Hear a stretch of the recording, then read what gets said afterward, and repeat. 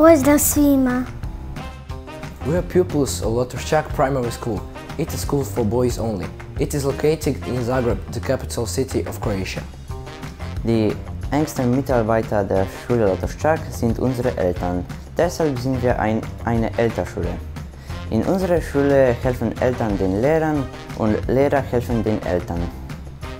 Todos vestimos igual porque en el colegio tenemos uniforme. Cada uno tiene su propio mentor, con quien habla, comparte y crece en virtudes.